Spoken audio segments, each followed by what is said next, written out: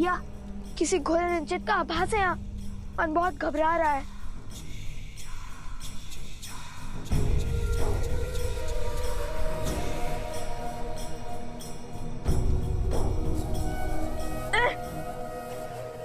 ये क्या है?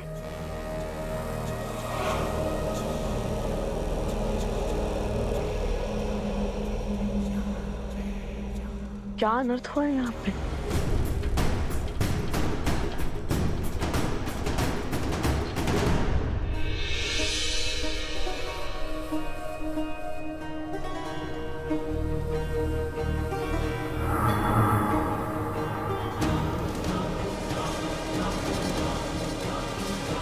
भैया, लगता है किसी की दृष्टि है हम पर।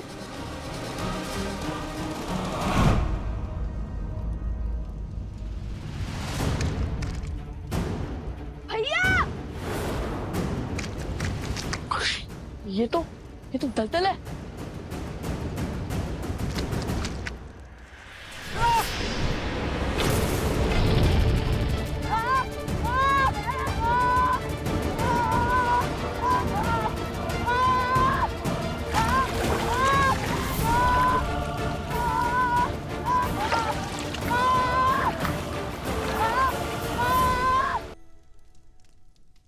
लक्ष्मण भैया, ये कैसी प्रतिज्ञा है? भला ऐसा भी क्या संकट आन पड़ा जो आपने अन्न, जल, घर, परिवार सब कुछ त्याग दिया? ऐसी कौन सी आज्ञा की आस है आपको प्रभु श्री राम से? भैया, आपको हुआ क्या है? आप मुझे कुछ बताएंगे?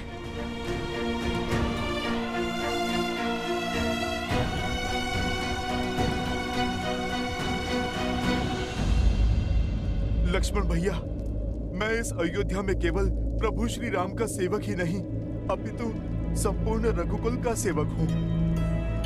लक्ष्मण भैया, मित्र नहीं तो सेवक समझकर ही अपनी व्यथा बता दीजिए। हनुमान जी, आप ही के कारण तो ये लक्ष्मण युद्ध भूमि में मृत्यु के मुख से पुनः जीवन को प्राप्त कर पाया था। स्वयं को मेरा सेवक कहकर मुझे पाप का भागी मत बनाइए। आपका स्थान तो इस रघुकुल में मुझसे 100 गुना ऊंचा है। प्रभु श्री राम जिस रूप में आपको मिले हमें कभी न मिल पाए। कितने अभागे हैं आप। मैं अपनी व्यथा से आपको चिंतित नहीं करना चाहता, केवल इतना कहूंगा कि इस समय भैया को आपकी अत्यंत आवश्यकता है। ऐसा क्या हुआ लक्ष्मण भैया जो बात आपको कचोट रही है, मेरे प्रभु को पीड़ा दे रही है? उसके विचार मात्र से मैं चिंतित हो उठा हूं भैया। अब शेष है तो केवल इस समस्या का हल, इस संकट का निवारण। क्या इस समस्या का निवारण ढूंढ पाएंगे आप? लक्ष्मण भैया, राम काज करने के लिए तो मैं कुछ भी कर सकता हूँ। असंभव से असंभव संकट हल किए हैं मैंने, आप तो सब जानते हैं लक्ष्मण भैया।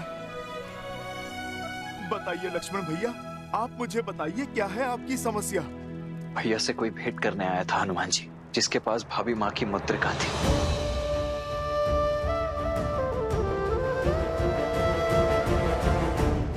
जब मैं उन्हें भैया के कक्ष में लेकर आया तो भैया ने मुझे आदेश दिया कि उनके वार्तालाप के मध्य कोई भी ना आ पाए। लक्ष्मण, हम दोनों एक महत्वपूर्ण चर्चा में हैं। जब तक ये समाप्त ना हो तब तक कोई इस कक्ष के भीतर नहीं आएगा। फिर क्या लक्ष्मण भैया, किसी ने प्रभु की आज्ञा का निरादर किया?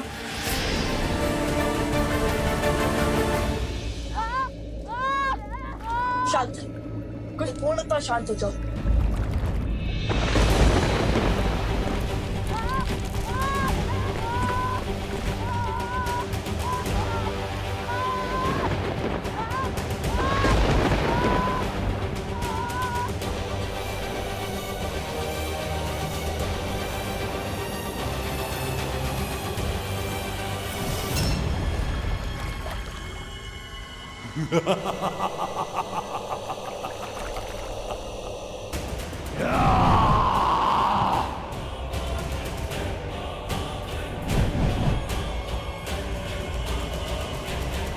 कितना सुंदर क्षण है। अयोध्या के कल लव कुश मेरे पाश में फंसी गए, वो भी इतनी सरलता से। अद्भुत। अच्छा तो तुम हमें पहचानते हो तो फिर ये भी ज्ञात होगा कि हम तुम जैसे कई असुरों का काल बन चुके हैं। बीते कल की नहीं, इस क्षण की बात करो मूर्ख बालको।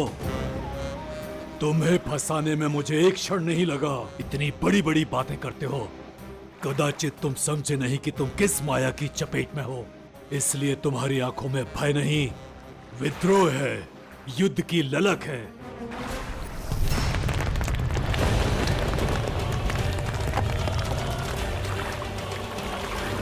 अब मेरे अतिरिक्त तुम्हें इस दलदल से कोई नहीं निकाल सकता, कोई नहीं। कौन है तू? अपना परिचय दो। क्यों नहीं, मृत्यु को प्राप्त होने वाले की अंतिम इच्छा अवश्य संपूर्ण होगी, ताकि तुम्हारी आंखों में भय के बादल देख पाऊं मैं चंद्रबाहु पुत्र अष्टबाहु हूं।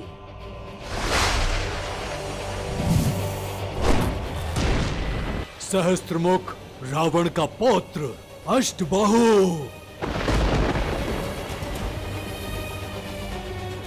मेरे कुल, मेरे परिवार के विनाश का प्रतिशोध है ये कि तुम यहां तड़प तड़प कर मरोगे और तुम्हारे पिता राम तुम्हारे वियोग की पीड़ा में वहां मृत्यु को प्राप्त होगा।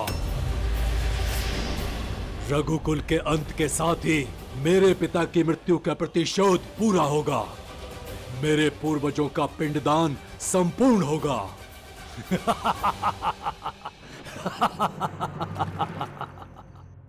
क्या लक्ष्मण भैया, आपके प्रवेश करते ही वो कक्ष से लुप्त हो गए? लक्ष्मण भैया, आपने उन्हें पहचाना नहीं? पहले कभी देखा नहीं?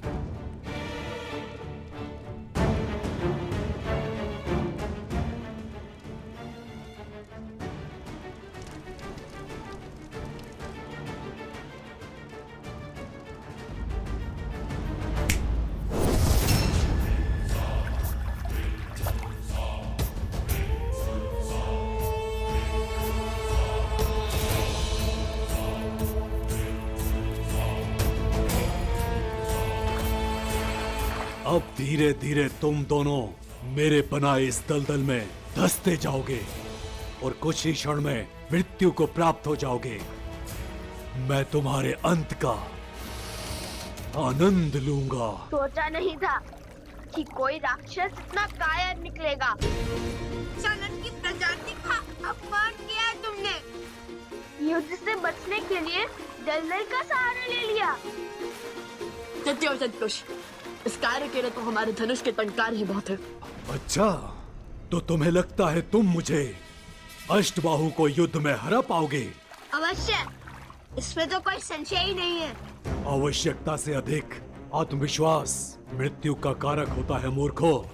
यदि इतना ही सामर्थ्य है तो इस दलदल से निकल कर बताओ। यदि निकल पाए तो युद्ध का अवसर अवश्य दूंगा तुम्हें।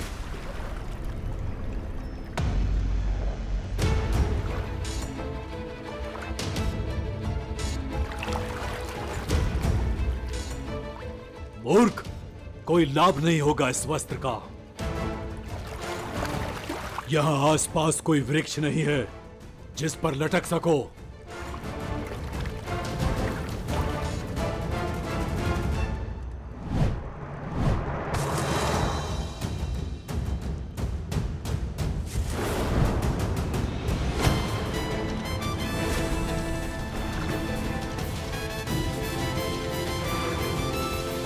आगे जो हुआ मैं ज्ञात कर लूंगा, किंतु लक्ष्मण भैया, आप मुझे अपनी प्रतिज्ञा का कारण बताइए। क्यों आपने ये भीषण वचन लिया और मैं अब कैसे इसका निवारण करूं?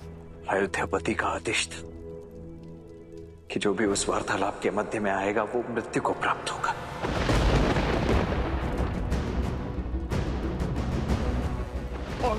और अयोध्या को बचाने के लिए आपको भीतर जाना पड़ा। बात भाई पर आई तो भैया अपने आदेश से ही पीछे हटने लगे। हनुमान जी, इस समस्या का केवल एक ही निवारण है,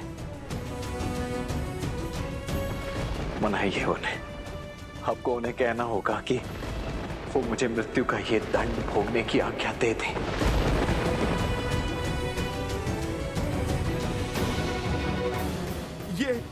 ये क्या कह रहे हैं आप लक्ष्मण भैया? आपके बिना अयोध्या और अयोध्यापति दोनों अपूर्ण हैं। मैं भला प्रभु को कैसे मनाऊं कि आपको मृत्यु दंड? नहीं नहीं भैया, ये सब असंभव है। मैं मानता हूं कि ये कठिन है, किंतु यही तो उचित भी है ना हनुमान जी। चाहिए हनुमान जी, अन्यथा मैं सब कुछ त्याग कर भैया की आज्ञा की प्रतीक्षा करता ही रहूंगा। लक्ष्मण भैया, ये आपने मुझे किस धर्म संकट में डाला है? मैं भला कैसे? मुझे प्रभु से मिलना होगा। चाहिए हनुमान जी, और शुभ समाचार लेकर ही लौटिएगा। अयोध्या की लाज अब आप ही के हाथ में है।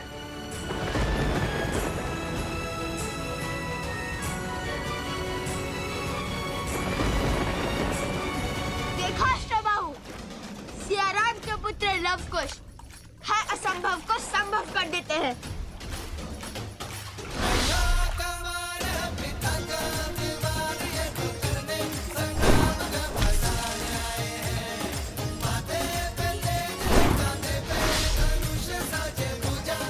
मूर्खता की सीमा पार कर रहे हो बालकों। इतनी सरलता से मुझ पर बाण चला पाओगे? मुझे मृत्यु के घाट उतारोगे? चूक गए ना लक्ष्य से। लव कुश है हम, कभी चूकते नहीं। ये बाण तुम्हारे लिए नहीं था।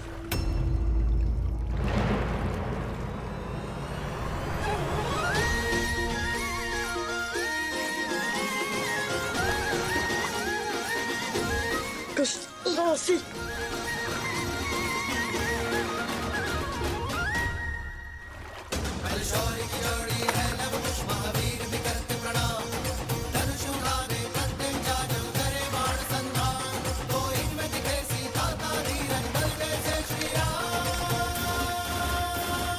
अति उत्तम। अर्थात तुम्हारा अंत इस दलदल के पास में नहीं, मेरी भुजाओं के पास में होगा।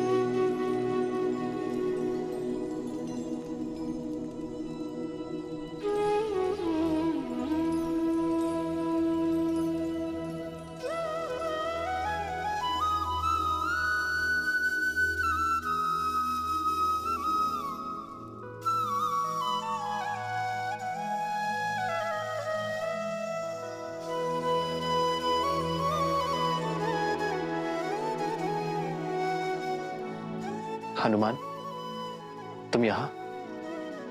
तुम्हें तो लव कुश के साथ होना था। प्रभु, होना तो वही था, पर मैंने आपसे कहा था ना, यदि आपको मेरी आवश्यकता होगी तो मैं स्वयं पहुंच जाऊंगा। रुक क्यों गए हनुमान? आओ।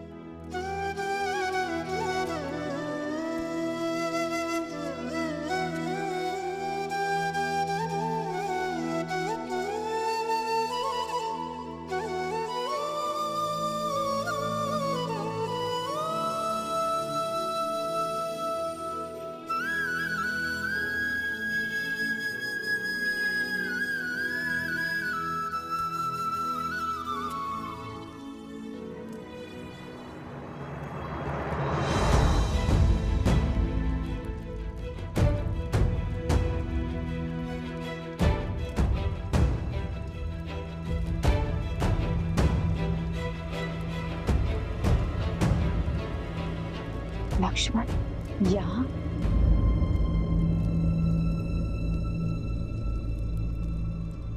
लक्ष्मण,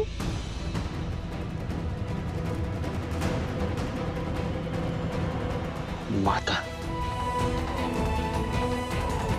पुत्र, यहाँ क्या कर रहे हो?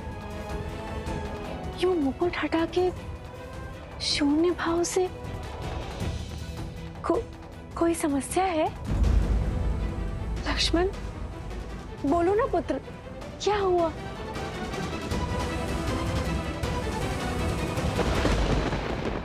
ऐसा क्या कारण था हनुमान कि लौट आए? प्रभु, आपका काज बीच में छोड़कर मैं आना तो नहीं चाहता था, किंतु मुझे कुश के स्वप्न ने विचलित कर दिया प्रभु। उन्हें अयोध्या की और प्रभु आपकी चिंता सता रही थी, और यदि संकट मेरे प्रभु श्री राम पर है तो ये भक्त हर काज छोड़ने के लिए सच है प्रभु। प्रभु, मैंने कभी आपसे कोई प्रश्न नहीं किया, कभी भी आपके किसी भी निर्णय पर मैंने संदेह नहीं किया, किंतु प्रभु, क्या आज मुझे आपसे एक प्रश्न पूछने की आज्ञा है? आज तो राम के भाग्य खुल गए कि मेरा प्रिय हनुमान मुझसे प्रश्न पूछने के लिए आतुर है। अवश्य पूछो हनुमान। मेरे प्रभु, जिनके हर कर्म के पीछे उद्देश्य है, वो बिना कारण इतना घोर निर्णय कदापि नहीं कर सकते। केवल कक्ष में पग रखने के लिए किसी को मृत्यु दंड तो नहीं दे सकते।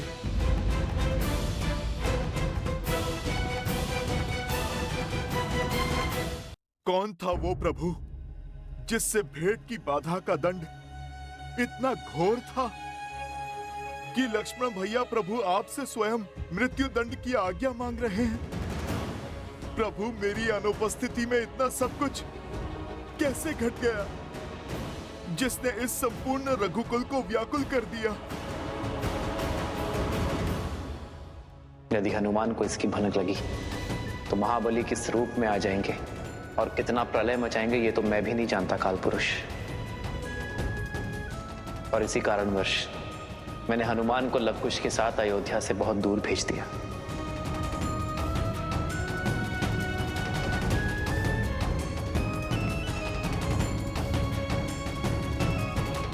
यदि मैं इस प्रश्न का उत्तर ना दे सकूं तो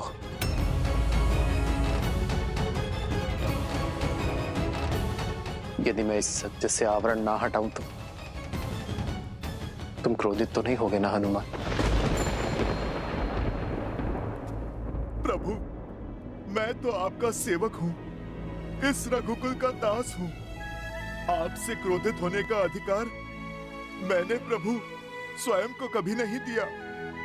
यदि प्रभु आप उत्तर नहीं देना चाहते तो फिर कोई बात नहीं, आपका ये मौन भी बहुत कुछ कह गया है प्रभु।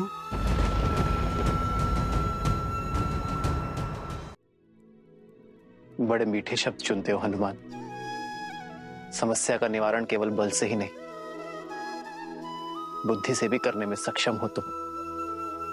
आशा करता हूं कि वचन की उन बेड़ियों से भी परिचित हो जिनसे ऊपर मैं भी नहीं हूं। मैं समझता हूं प्रभु, सब समझता हूं प्रभु। मैं बस आपसे ये कहना चाहता हूं कि जो घट चुका है उसे मैं बदल तो नहीं सकता। नहीं, मैं आपको ये कह सकता हूं कि लक्ष्मण भैया जो आज्ञा मांग रहे हैं वो उन्हें दे दीजिए, क्योंकि यदि मैं भी आपके स्थान पर होता तो अपने अनुज को मृत्यु के मुख में कभी नहीं डाल पाता।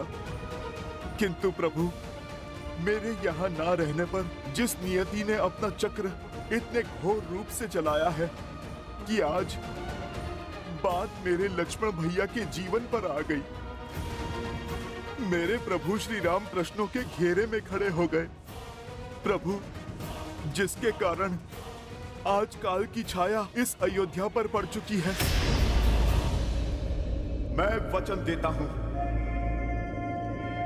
आज के पश्चात ऐसा कुछ भी नहीं होने दूंगा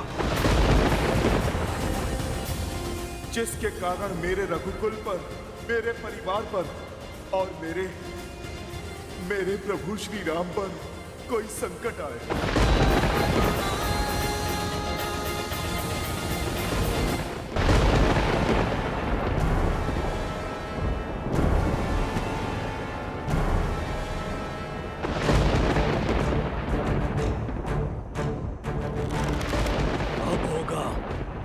ही बार में संहार।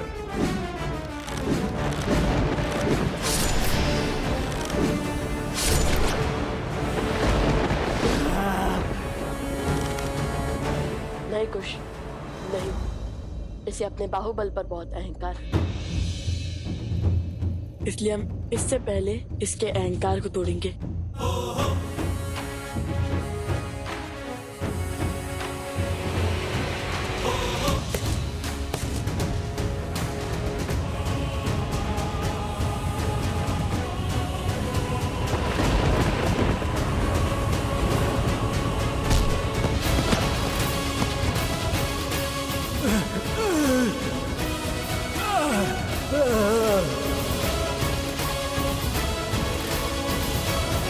अभी भी समय है अष्टबाहु। अधर्म का पथ छोड़कर धर्म का पथ अपना लो। अपने दादाश्री और अपने पिताश्री से हुई भूल को मत दोहराओ। हमसे क्षमा मांगकर श्री राम की शरण में आ जाओ, फिर सब शुभ होगा। असंभव है ये, असंभव। तो फिर अपने अंत के लिए सज हो जाओ।